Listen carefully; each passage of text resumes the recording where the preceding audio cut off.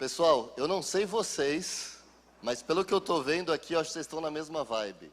Eu tenho uma expectativa altíssima do que Deus vai fazer aqui nesse tempo que nós vamos passar juntos. Eu tenho uma expectativa alta mesmo. E essa minha expectativa se baseia em algumas coisas. Uma na experiência, que eu já estive em outros acampatins, em outros acampamentos, e a Bíblia nos diz que toda vez que a gente procura Deus com coração sincero, Ele nunca nos manda embora de mãos vazias. Então, quando nós estamos aqui para buscar Ele, eu tenho certeza que se você se permitir buscá-lo, Ele vai falar com você e vai falar com você de uma maneira especial. Então, o que eu quero pedir para vocês agora é que a gente se concentre um pouco para ouvir aquilo que Deus tem para falar para a gente.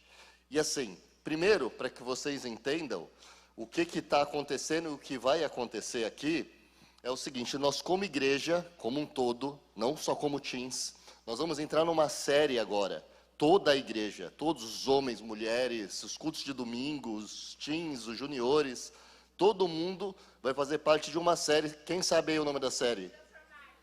Transformados. Como Deus nos muda. Esse é o nome da série, ok? E o que é essa série?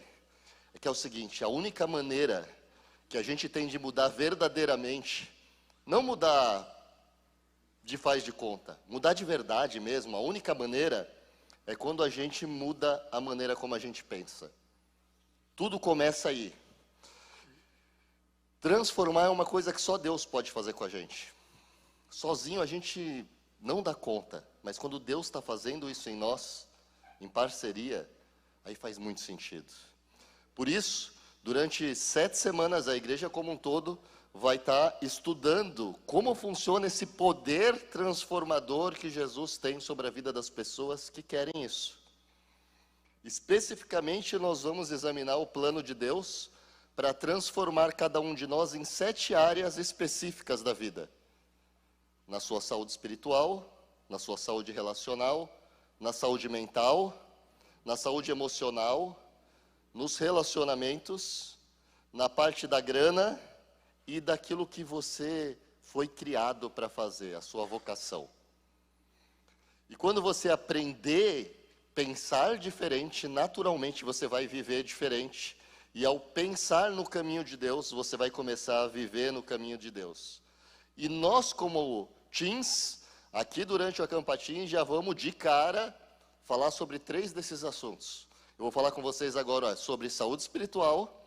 Amanhã de manhã o pastor David vai falar com vocês sobre saúde emocional. E o Henrique vai falar com vocês sobre saúde mental. Então nós já vamos largar na frente da igreja. Entendeu? Nós temos mais energia, nós somos teen, né? Então nós já vamos para as cabeças. Tá bom? Estão comigo? Tá bom, acho que vocês estão dormindo, hein? Cutuca, lembra aquela história do cutucar? Se começar a cochilar, cutuca aí. Bom, o versículo base dessa série, que nós vamos estar vendo como igreja, vai estar aí na tela, que é: não imitem o comportamento e os costumes deste mundo, mas deixem que Deus os transforme por meio de uma mudança em seu modo de pensar, a fim de que experimentem a boa, a agradável e a perfeita vontade de Deus. É Romanos 12:2, que aliás é o que deu para nós o nome de Inconformados Teens. Foi daí que a gente tirou a ideia. E é muito legal esse versículo, porque ele fala o seguinte, ó: não imitem o comportamento, nem os costumes desse mundo, mas deixa que Deus, não é uma coisa que você faz sozinho, deixa que Deus te transforme. Deixa que Ele faça isso através de uma mudança na maneira de pensar. E aí tem uma coisa muito interessante. Porque quando a gente fala assim, cara, eu vou ser crente de verdade, mas se eu for crente de verdade agora adolescente, será que eu não vou deixar de curtir muita coisa boa da vida? Será que eu não vou estar abrindo mão de fazer um monte de coisa legal? Será que qualquer coisa que você queira colocar depois desse será que... Eu quero falar para vocês, a resposta está aqui, ó. A resposta no final desse versículo diz o seguinte: se você se dispor a deixar Deus te transformar, e te transformar mudando a maneira como você pensa, se você se propor a não agir conforme o mundo de uma maneira geral pensa, mas pensar de um jeito que agrade a Deus, você vai experimentar Ninguém vai te contar. Não é algo que você vai ouvir falar, você vai experimentar, você vai vivenciar, isso vai ser real na sua vida. Que isso é bom, bom de verdade, tem valor. Mas não é só bom, é agradável. Isso vai te fazer se sentir feliz. Isso vai te fazer sentir contente. Você vai falar, eu tinha medo, mas se eu soubesse que era tão bom, eu tinha feito antes. Por que eu demorei a tomar essa decisão? Mas não é só isso. Porque Deus não é um Deus de coisinha pequena. Não é só bom e agradável. Ele garante uma coisa a mais. Ele fala assim, você vai perceber que a vontade dele é perfeita. Não tem 9,5, 9,8. Não dá para você vivenciar isso se você se entregar por inteiro. Você não vai vivenciar uma coisa que você fala assim, mas se tivesse sido um pouquinho diferente ia ser melhor. Não. Se você se entregar inteiro mesmo, você vai chegar no final e falar assim, isso é espetacular. Isso é maravilhoso, é perfeito. Então, se você está buscando uma coisa boa, que te faça feliz, e que você fale assim, cara, isso é demais, é vida e vida em abundância, é vida cheia de sentido, está aqui a resposta. A resposta é o nosso lema, que é Romanos 12:2. Não seja levado pelo que todo mundo pensa, não deixa que Deus te transforme pela maneira do que você pensa, e você vai experimentar isso. A proposta para mim é excelente. Eu não sei para você, mas eu tenho que falar com vocês aqui sobre saúde espiritual. E a primeira coisa que eu quero falar sobre saúde espiritual para vocês é para quebrar uma ideia. Quando a gente fala assim, saúde espiritual, espiritualidade, eu não sei o que passa na cabeça de vocês, mas na minha passa assim, um cara zen, meditando, quietinho, espiritual. Não é sobre isso. Isso é o que o mundo pensa. Ter saúde espiritual não é ficar quietinho, não é ficar apático, não é deixar de fazer coisas, muito pelo contrário. Ter saúde espiritual é fazer mais que todo mundo, mas sabendo por que você está fazendo. É fazer muito mais coisas, mas sabendo o sentido. Curtindo, porque te faz bem, não porque você precisa da opinião dos outros. Curtindo, porque você está agradando a Deus, teu relacionamento com Ele é tão forte, que você fala assim, eu quero. Eu não sou levado a fazer para ter algo em troca. Isso é saúde espiritual. É entender qual é o teu papel no mundo, por que você está aqui. Por que você está aqui? Já se perguntou isso? Eu na minha vida me perguntava muito a respeito disso. Bom, saúde espiritual tem a ver com o modo como eu me relaciono com Deus. É sobre isso. Na verdade é sobre isso. É sobre isso que nós vamos falar aqui. E aí, a minha ideia era colocar aqui para vocês um monte de pecinha de dominó. Meu suporte técnico vai me ajudar. Aqui é assim, aqui a gente faz acontecer na hora. Deixa eu tomar um gole de água. Eu tenho um desafio aqui. Enquanto ele foi buscar lá, eu vou contar para vocês o desafio que eu tenho. Isso que eu quero falar com vocês agora, nos próximos 30 minutos, eu queria poder fazer uma série disso, de pelo menos 3 vezes estar falando com vocês para falar tudo que eu quero falar.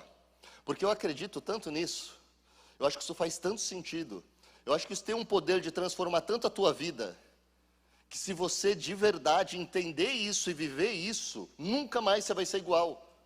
Nunca mais. Isso vai transformar, não importa o quanto você já se relacionou, isso transforma a tua vida. Então eu acredito nisso, eu queria ter tempo, a gente não tem, mas eu queria ter tempo para falar muito sobre isso. E é sobre isso que eu quero falar para vocês, olha só. Quando eu falei que nós vamos falar de 7 séries, 7 temas, e o que eu tenho a ver isso com saúde espiritual é o seguinte.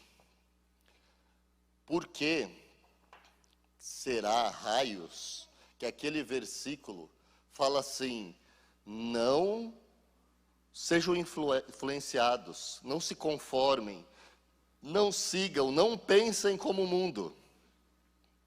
Por que que começa falando isso? Afinal de contas, o que tem de errado pensar igual todo mundo? Eu quero começar falando sobre isso. O que tem de errado, para dar o resumo da história toda, é isso, ó.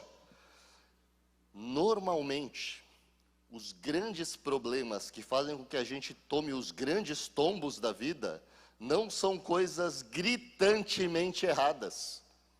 Porque se eu falar para você, sai correndo daqui, vai até você bater com a cara na parede. Você vai falar, Ivan, você está achando que eu sou trouxa? Não vou fazer isso. Porque é óbvio que não é bom, vai ser desagradável. Então você não vai fazer. Quando é que você se ferra? Quando você é levado a fazer, a pensar, a sentir coisas que aparentemente não são erradas. Que aparentemente são até certas, até desejáveis. Todo mundo faz e todo mundo pensa assim, que mal tem. E aí, o que acontece é essa coisinha que parece que não deu certo, vai fazer isso nas outras da sua vida. Como uma peça de dominó. A primeira cai e ela parece uma bobeira. Só que ela vai causando consequências que quando você vê, você está triste, angustiado, ansiosa, deprimida, isolada, perdido. Isso não acontece nas grandes coisas, isso acontece nas pequenininhas. E sabe qual que é o grande problema disso? É que como é um monte de pequenininha, aí você fala, eu não sei nem o que fazer para resolver. Porque se fosse grande era fácil de olhar, você vai lá, resolveu, acabou. Mas como você deixou um monte de pequenas coisas minar a sua vida, aí você resolve 1, 2, 3, 10, 20 e parece que não fez efeito. Por isso que não dá para ser nós. A gente precisa de um Deus que vem e nos transforma, que nos faz novos, nova criatura. Aí faz sentido. Aí você muda. Então, por que que fala isso? Fala isso porque embora muita coisa pareça certinha, muita coisa pareça fazer sentido, muita coisa pareça razoável, elas são enganosas. Se você pegar a história do começo lá, de quando o ser humano caiu, se você olhar a passagem lá do diabo, da serpente conversando com Eva, muito do que ele falou é verdade. O fruto de verdade era bonito. O fruto de verdade era um fruto que parecia ser gostoso. O fruto dava entendimento, nada disso era mentira. Fazia sentido até. Só que ia contra o que Deus disse que era para fazer. E se vai contra o que Deus disse que é para fazer, não importa se faz sentido, não importa se todo mundo pensa assim. Não vai ser bom, não vai ser agradável e muito menos perfeito. Então aquela coisa que talvez você já tenha ouvido, talvez até dentro de alguma igreja aí, para eu amar o outro eu preciso me amar primeiro, que se eu não me amar, como é que eu vou amar os outros? Será que precisa? Ou será que você aprende a se amar quando você se doa e aprende a amar o outro primeiro? Aí você vai saber o valor que você tem de verdade. Mas se você pensar, faz sentido. Porque todo mundo fala, todo mundo pensa, todo mundo faz. Que mal tem? Começa assim, ó. O importante é o teu corpo, é tua propriedade. Você faz o que você quiser com ele, se não magoar ninguém. Não faz sentido, o corpo é meu. Só quero contar um segredo para você. Isso é um engano. Porque se você fizer uma coisa que não é para fazer com o seu corpo, você vai magoar alguém todas as vezes. E esse alguém chama-se Deus. Porque Ele te criou para que você seja uma pessoa que viva algo que te valorize, não que te desvalorize. Para que você viva algo que faça sentido, não que te afaste do sentido. Para que você tenha valor e não para que você se venda. Então toda vez que você usar teu corpo mal, você está sim ferindo alguém, você está ferindo o cara que te criou e que te ama. Não tem opção. Não existe essa chance de você fazer o que você quer com você. Quer dizer, existe, só que o final disso é tristeza. Todas as vezes vai ser assim. Aliás, eu não sei se vocês sabem, mas quando a gente xinga uma pessoa de idiota, né? Idiota, na verdade, não é necessariamente um xingamento. A origem da palavra idiota, o que ela significa no mais profundo dela, é uma palavra que vem de id, talvez vocês já tenham estudado na escola, que fala de como se compõe a nossa personalidade, id, ego e superego, né, que fala, id fala de você, idiota é a pessoa que só pensa nela, idiota é a pessoa que não está nem aí para os outros, idiota é aquele que fala assim, o importante é ser feliz, não importa o preço, o importante é não pensar nos outros, pense em você, esse é o idiota, é o cara que cria todo o pensamento e toda a vida dele em volta dele. Ele só consegue pensar nele. E tudo que ele faz é em função daquilo que ele quer. E talvez você esteja pensando assim, né? Eu não sei se eu concordo com isso. E tudo bem. Eu só quero que você se permita ouvir o que eu tenho para te dizer aqui nessa noite. E deixe que Deus fale. Eu não estou aqui para te convencer. Eu estou aqui para te apontar um caminho. E aí eu quero que você leia um versículo comigo, lá em Tiago 3, 15 e 16, que diz assim, porque essas coisas, quando ele está falando da sabedoria do mundo, né? Por que a gente não pode pensar que nem todo mundo? Não se conforme, não pense que nem o mundo pensa. Não tenha a sabedoria que o mundo tem. O que a Bíblia diz é assim, ó, porque essas coisas, essa sabedoria do mundo, não são a espécie de sabedoria que vem do alto. Não. Essa sabedoria que até faz sentido, ela é terrena, mundana e desculpa se você concorda ou não concorda com isso. Mas é o que a Bíblia diz. Essa sabedoria que está longe de Deus, por mais sentido que ela faça, ela é demoníaca. Pois onde há inveja e ambição egoísta, também há confusão e males de todo tipo. Pode dar certo por um tempo, mas não vai dar certo o tempo todo. Nunca vai ser um 10. Pode ser até um 9 durante um pouco de tempo, e vai ser um menos 10 por grande parte dele. Porque o custo é alto. E em Salmos 53, 1, começa justamente a origem de toda essa confusão que está no mundo. Que diz assim, ó, diz o tolo, o bobo em seu coração, Deus não existe. Aí está o começo de tudo. Ivan, mas por que você está falando isso para mim, Ivan? Eu sou crente, nasci na igreja. Lógico que Deus existe. Mas eu quero contar uma coisa para vocês. Aqui, nós não estamos falando sobre o que você fala. Falar, a gente fala o que quiser. Eu posso falar que sou o super-homem. Sou o He-Man, estou disfarçado. Sou o Clark Kent disfarçado aqui. Mas, na verdade, eu sou o super-herói. Eu posso falar o que eu quiser. Eu posso falar até que sou crente. E você pode falar que é crente. A gente pode até falar como crente. A gente pode até estar na igreja fazendo coisa de crente. Mas se no seu coração você age fora daquilo que Deus diz que é a maneira de você agir, você está dizendo no seu coração, Deus não existe. Simples assim. Porque a tua conduta é diferente daquilo que você fala.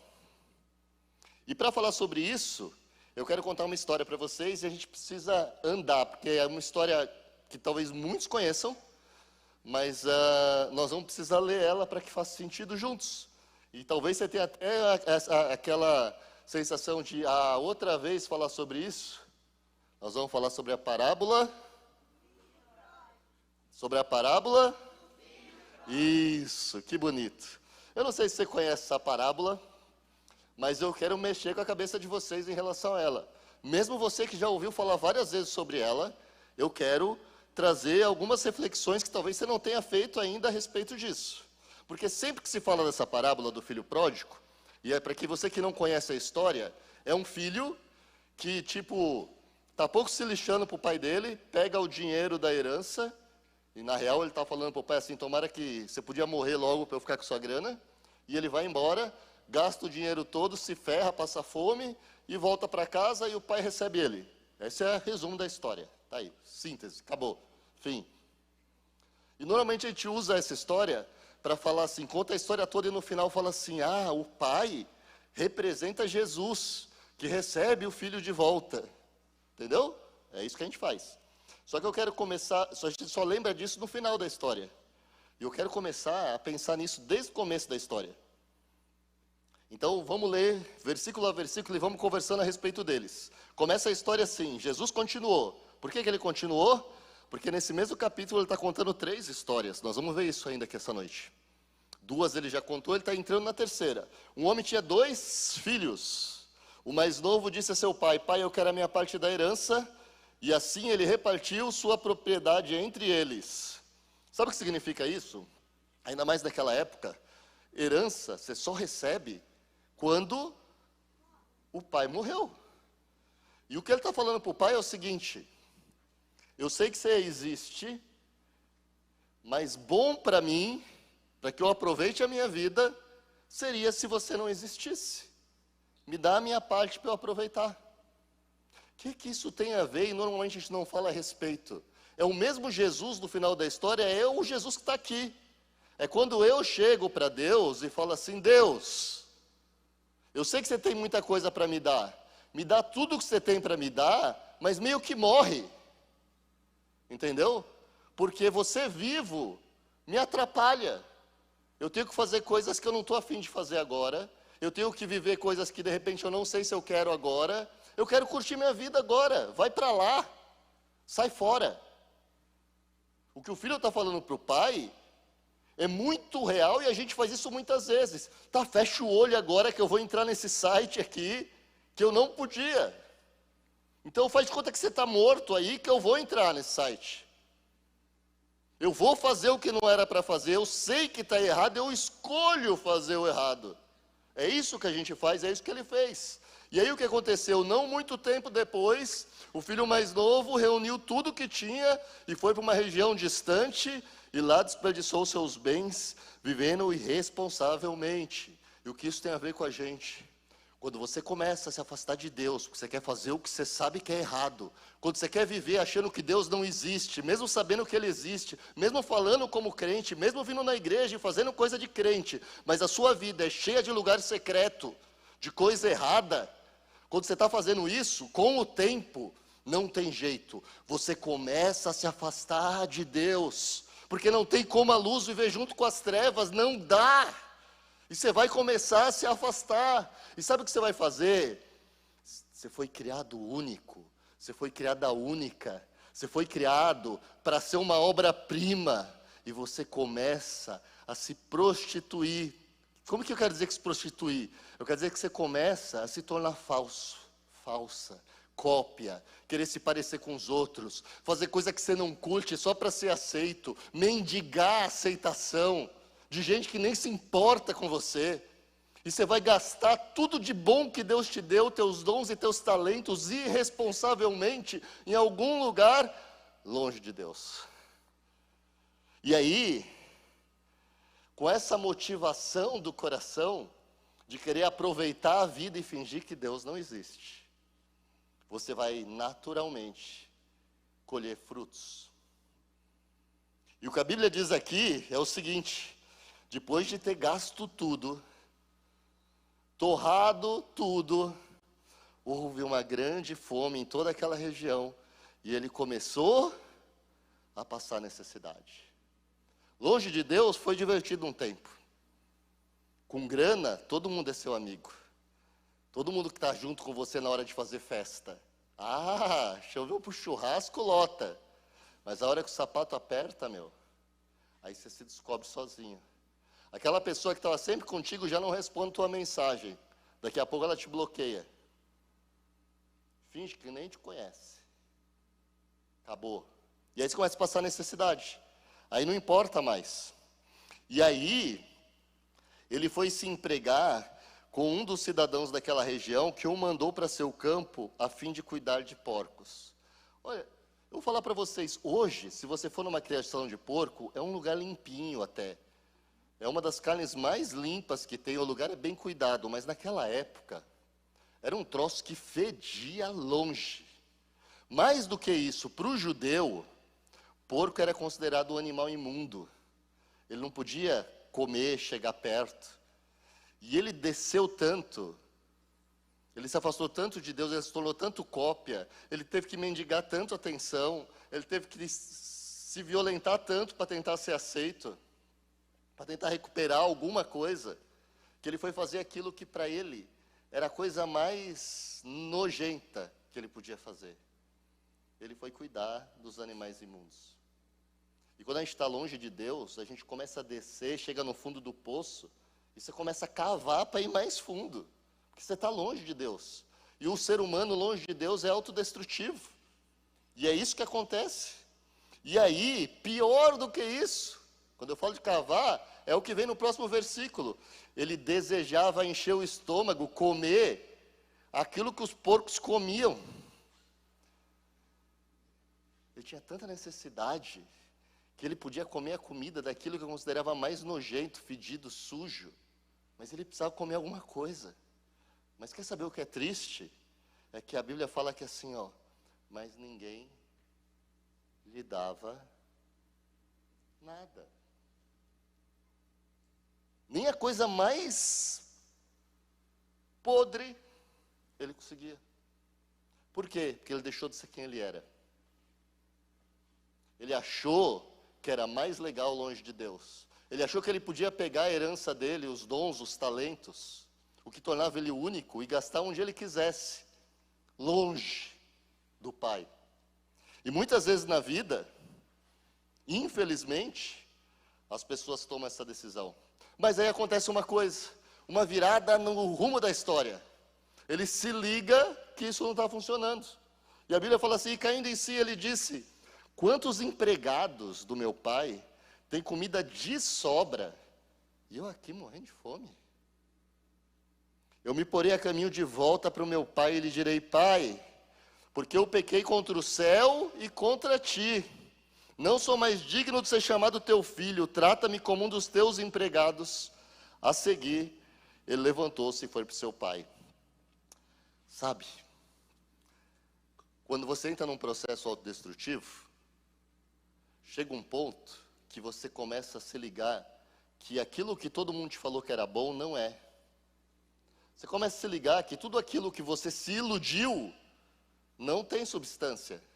E aí, você fala assim, eu tenho que mudar de vida.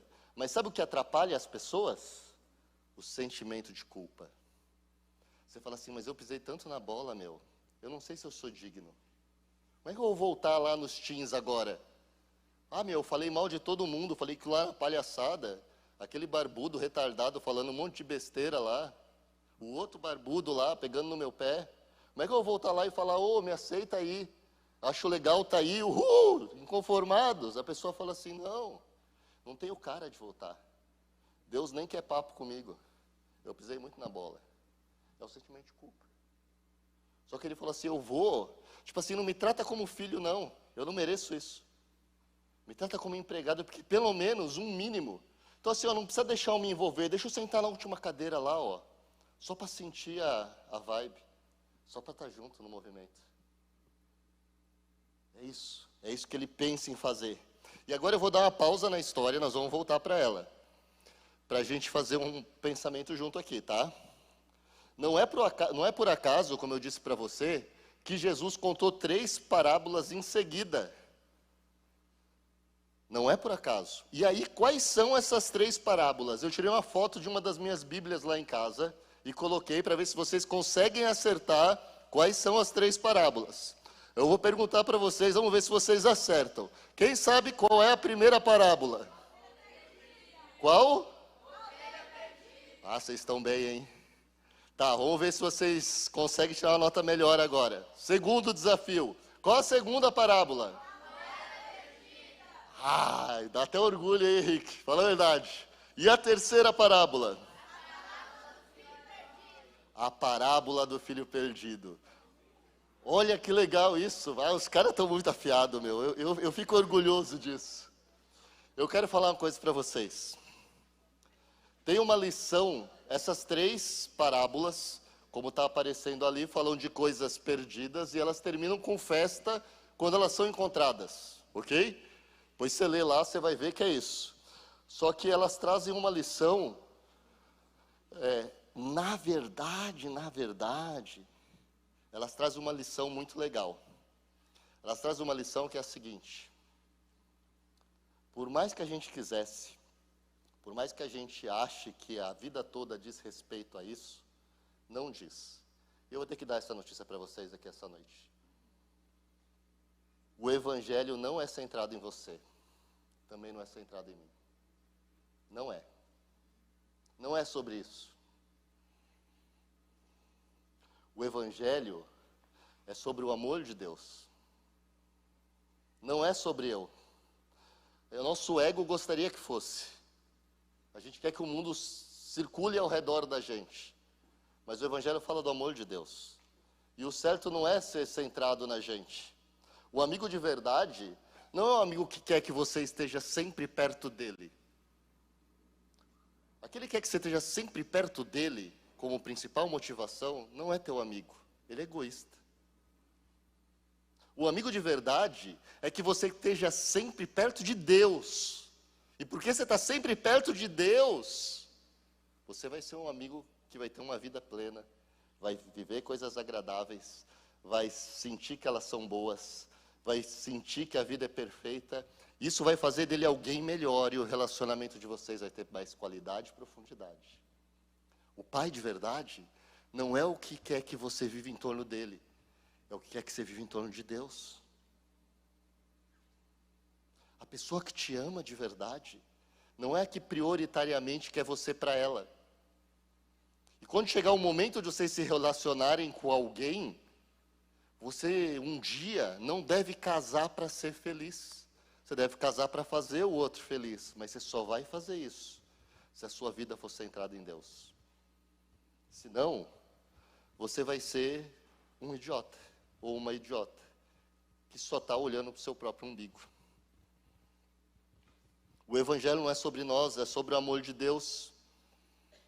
E é viver ou como se Deus não existisse, indo para longe dele, ou viver crendo que ele existe, tentando chegar mais perto. Não tem como ficar parado. Você está sempre em movimento. Você está indo para perto de Deus, ou você está indo para longe de Deus. E essa é uma decisão que você tem que tomar várias vezes por dia. Cada vez que você precisa escolher entre uma coisa para renunciar a outras, você escolhe se você quer se aproximar um pouco mais ou se afastar um pouco mais. E agora eu quero falar uma coisa para vocês radical. Presta atenção, porque isso é radical. Sabia que... Coloca a imagem da Bíblia lá para nós. Sabia que Jesus não contou a história da ovelha perdida, não contou a história da moeda perdida e não contou a história do filho perdido? Sabiam disso? Vocês sabiam? Eu garanto para vocês que ele não contou. Ah, mas está escrito ali. É, está escrito, mas ele não fez isso. Isso é revolucionário, né? Eu achei revolucionário. Não sei vocês se acharam revolucionário isso. Mas eu vou voltar a falar disso um pouquinho mais para frente. Mas você vai ver como ele não fez isso. Ele não fez. Vou voltar na história antes de chegar nessa parte. Estando ele ainda longe, seu pai o viu cheio de compaixão, correu para o filho e o abraçou e o beijou. E o filho disse: pai, eu pequei contra o céu e contra ti, não sou mais digno de ser chamado teu filho. Mas o pai disse aos seus servos: depressa, tragam a melhor roupa e vistam nele. Coloquem um anel em seu dedo e calçados nos seus pés. Tragam um novilho gordo, uma ovelha, e matem-na. Vamos fazer um churrasco, uma festa para comemorar, porque esse meu filho estava morto, mas ele voltou à vida. Ele estava perdido, mas foi achado e fizeram festa. Festa, festa, festa. Esse é o ponto. O que está acontecendo aí, gente? Percebe, ele estava voltando, pensando em fazer alguma coisa, certo? Mas ele chegou até o pai? Não. O pai foi em direção a ele. Do mesmo jeito que o pai não fica dando moral para ele quando ele falou, me dá as coisas e vai para longe, o pai não ficou falando, não vai, não faz, Você está errado, você vai se ferrar, vai quebrar a cara. Ele entregou e o filho foi. Quando o filho decidiu voltar, o pai não falou, viu, eu falei que você ia se ferrar. Não ficou dando moralzinha. Viu, eu disse que estava errado. Tomou na cabeça, foi para longe. Ele não fez nada disso. Ele correu lá e falou, você quer voltar? Não importa o que você fez, o importante é que você decidiu voltar. Você é bem-vindo. Eu quero estar aqui por você. Eu quero você de volta. Não importa o que seja. A história que está sendo contada, e tem um versículo aí, coloca para nós ali o começo. Vamos ver se a primeira fala da... coloca aí o slide que começa falando de Lucas 4. Acho que está aí. Pelo menos é para estar. Não? Se não está, nós vamos ler junto aí, se não encontrar. Lucas 4, vocês estão, vou abrir aqui a Bíblia. Aí, olha só. Será que é da história da ovelha perdida que Jesus fala? Olha o que está escrito lá. O que está escrito em verde? A história não é sobre a ovelha. A história é sobre o pastor. A história é sobre o pastor que, tendo 100 ovelhas e perdendo um, não deixa as 99 no campo e vai atrás da que está perdida. A história não é da ovelha perdida que Jesus está contando.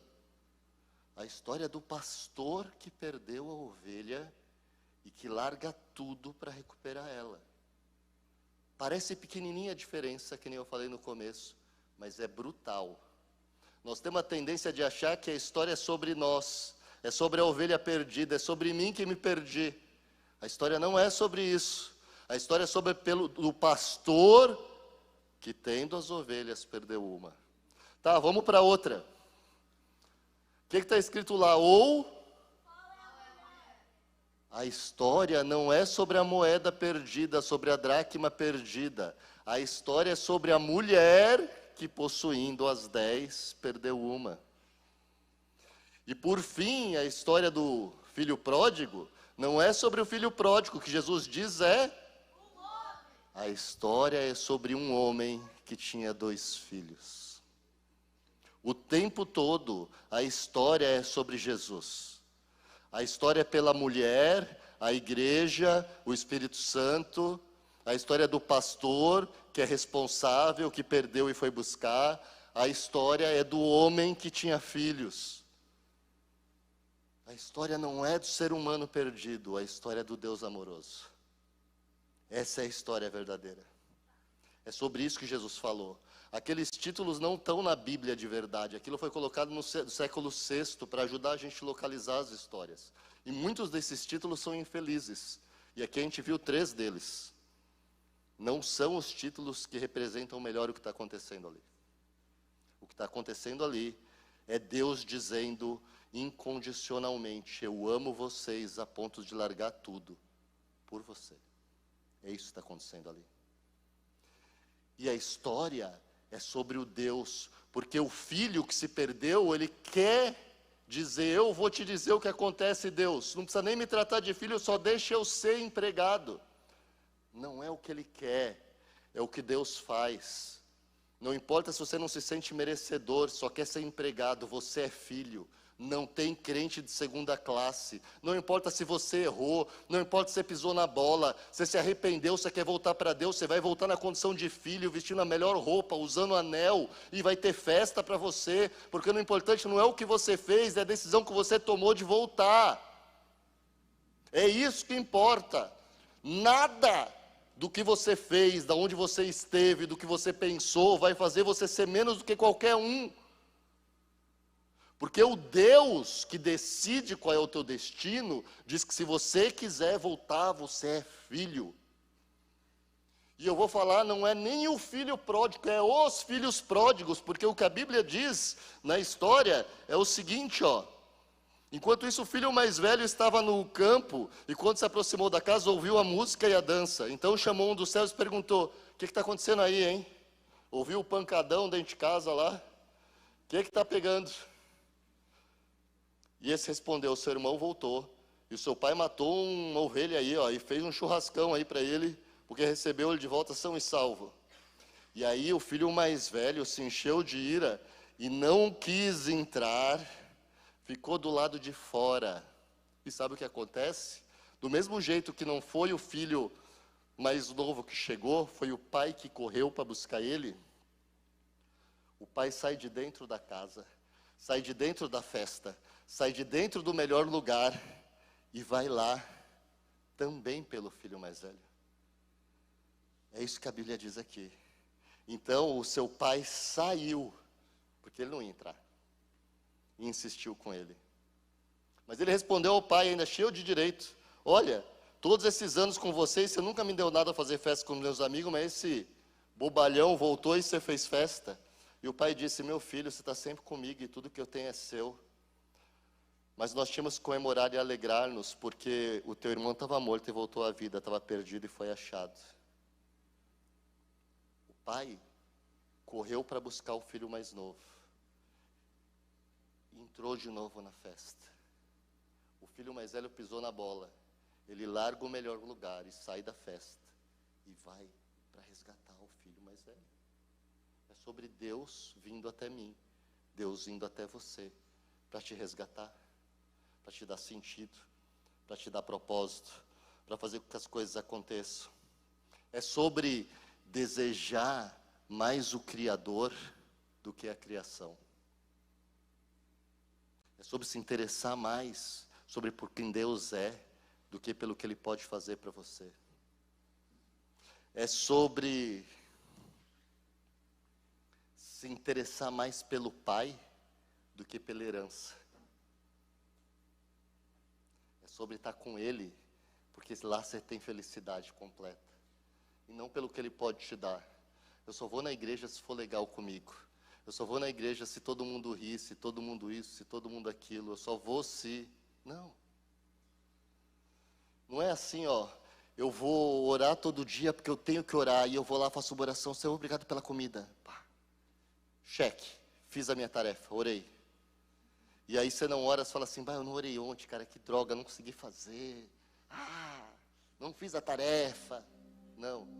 É sobre aquele dia que você não conseguiu orar porque estava atucanado. E você não priorizou, porque no fundo é sobre prioridade. E no dia seguinte você ia orar e falar assim: Jesus, ontem eu não consegui falar com você. Mas você é tão meu amigo, é tão importante para mim falar com você, Jesus. Me ajuda, não me deixa mais passar um dia sem falar contigo. Eu estava com tanta saudade de ter um tempo só nós dois, para eu abrir meu coração, minhas preocupações, meus medos, minhas inseguranças, meus sonhos. É tão bom estar contigo. Me ajuda para eu não perder mais a oportunidade de poder estar contigo. É totalmente diferente de fazer uma tarefa e ter um amigo de verdade, que saiu do melhor lugar dos céus e se tornou homem, para que ele pudesse entender exatamente o que você está sentindo quando você tem dor. Ele não precisava disso. Ele veio aqui e ele foi traído pelos amigos dele. E quando você se sente traído e fala assim: está doendo, ele fala assim, ele ouve e fala assim: eu sei que está doendo porque eu sou Deus e sei todas as coisas. Eu sei que está doendo porque eu sou homem e eu senti isso. Eu sei o que é apanhar na cara. Eu sei o que é a família não acreditar em mim, nem a minha família. E ele viveu isso. Eu sei o que é caminhar com alguém e tentar ajudar, e ficar sem dormir para ajudar essa pessoa e ela me trair. Eu sei o que é ser cuspido na cara, humilhado. Eu sei o que é apanhar e sentir dor. Eu sei o que é ter uma angústia tão grande, um medo tão avassalador, que eu suei sangue de desespero, falando: Deus, se tiver qualquer oportunidade, Pai, Paizinho, me livra dessa. Mas sabe, Pai, eu amo tanto essa guria, tanto esse guri, que eu prefiro que seja feita a sua vontade. Porque ele veio aqui para dizer o seguinte, para todo mundo que viveu desde Adão e Eva, para nós hoje, nessa noite, para todo mundo que ainda vai viver, ele falou assim: Deus, se alguém tem que apanhar porque errou, se alguém tem que ser castigado porque errou, pega o erro de todos eles e me castiga, mas não castiga eles. Esse é o cara que ama e que está de braço aberto para te receber, não importa o que você fez, não importa o que você sentiu. Ele não quer nem saber se você não acreditou nele, se você fez piada.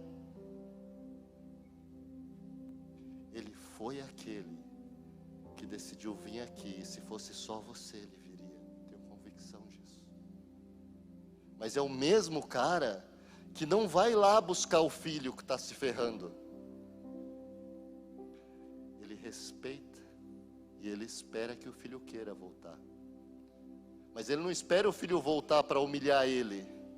Ele sai correndo para abraçar quando você só dá um sinal que quer. E nessa noite, ele está aqui. Esse Cristo está aqui porque a Bíblia fala que onde 2 ou mais estiverem reunidos no nome dele, ele estaria ali. E nessa noite, ele está olhando para você e falando assim: guria, guri, não importa o que você viveu, não importa o que você pensou, não importa o que você falou, não importa o que você fez, nada importa, se você só quiser ser transformado. E se você quiser, ele está de braço aberto para te receber. Porque as 3 histórias que ele contou, a história que fala sobre a ovelha perdida, fala sobre responsabilidade, sobre aquele que se sente responsável por você a ponto de abrir mão de tudo para ir ao teu encontro. Mas a pergunta que eu quero te fazer nessa noite é a seguinte: você está disposto a assumir a responsabilidade de ter um relacionamento significativo com ele? A história da dracma ou da moeda perdida é uma história que fala sobre valor. E a pergunta que fica para vocês nisso é a seguinte: Cristo deu tanto valor para você que ele entregou a vida dele por você. Mas a tua parte nisso é o seguinte: você está disposto a abrir mão das coisas que fazem até sentido para você, que hoje você valoriza, para fazer o que ele diz que tem valor e vai te dar uma vida feliz? Está disposto? Está disposta? Você quer isso? Você está afim? E a terceira história, a do pai que tinha 2 filhos, é uma história que fala sobre memórias. Porque quando o filho estava lá no chão, ele se lembra do que acontecia quando ele estava perto do pai. E Cristo fez que quando Deus nos receba de volta como filhos, quando a gente entrega nosso coração para Ele como Senhor e Salvador, Cristo fez com que a gente fosse uma nova criatura, uma nova pessoa, um novo ser. E tudo aquilo que a gente fez, pensou, tudo aquilo que desagradou a Deus, é esquecido. Não é para ser lembrado. Não é para fazer com que você se sinta menor do que ninguém. Mas a tua parte nessa história de memória é: com que você quer alimentar a sua mente? O que você quer ter para lembrar na sua vida? Aquilo que você acha que é importante, ou aquilo que pode transformar a tua vida? Baixe sua cabeça, eu quero orar com você. E eu, como eu disse, não estou aqui para convencer ninguém a nada. Não é esse o meu papel. Mas depois de falar tudo isso para você nessa noite, não tem como eu terminar sem pelo menos te dar a oportunidade de se posicionar em relação a isso. E é isso que eu quero fazer nesse momento, de 2 maneiras diferentes. e está todo mundo de olho fechado, e você não precisa se expor, mas se você não entregou sua vida para Cristo ainda, se você nunca fez isso, você nunca se posicionou para falar: Cristo, eu quero isso, eu quero largar essa loucurada que eu vivo, eu quero voltar para Ti e entender o que é bom, perfeito e agradável. Eu te quero como meu Senhor e Salvador. Levanta a tua mão aí onde você está e eu vou orar por você. Se tiver alguém, faz isso. Glória a Deus, glória a Deus, glória a Deus. Mais alguém? Amém. Glória a Deus, glória a Deus. Eu vou orar com você e no seu coração você repete comigo essa oração: Pai, Deus, obrigado porque o Senhor me ama de tal maneira que o Senhor se entregou para que eu pudesse ter vida e vida em abundância. E Pai, não importa o que eu pensei, o que eu vivi, o que eu fiz até aqui, eu quero um novo começo, a partir dessa noite, um começo que transforme a minha vida, um começo perto de Ti. Eu quero caminhar cada vez mais para próximo, eu quero experimentar essa vontade boa, perfeita e agradável. Eu entrego a minha vida, a minha vontade nas Tuas mãos. Vem morar no meu coração, em nome de Jesus. E você que já tomou essa decisão, que já é crente, mas que tem se afastado, tem escolhido fazer o que desagrada a Deus, para você também eu quero te dar a oportunidade de se posicionar. Quer mudar o caminho da tua vida nessa noite? Levanta a mão e eu vou orar por você também. Glória a Deus. Tem mais alguém? Esse é um momento de se posicionar. Amém, amém. Vamos orar. Pai, o Senhor conhece o coração, Deus, não o que a gente fala, mas o Senhor conhece o mais profundo íntimo.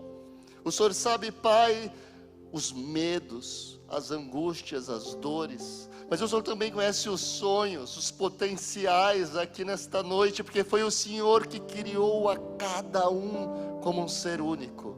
E que agora o Teu Santo Espírito de poder possa, Senhor Deus, capacitar cada pessoa que decidiu nesta noite caminhar contigo, transformados pelo Teu poder, pela Tua graça, pelo Teu amor, e que eles possam experimentar verdadeiramente que essa é a melhor decisão, que eles possam experimentar verdadeiramente que isso dá sentido à vida, e que não só a vida deles seja transformada, mas que essa geração seja transformada através da tua ação e da vida deles, que serão representantes do Teu amor, da Tua graça e da esperança que há no Teu nome. É o que eu te peço, confiado, em nome de Jesus, amém.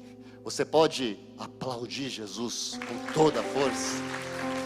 Glória a Deus, glória a Deus.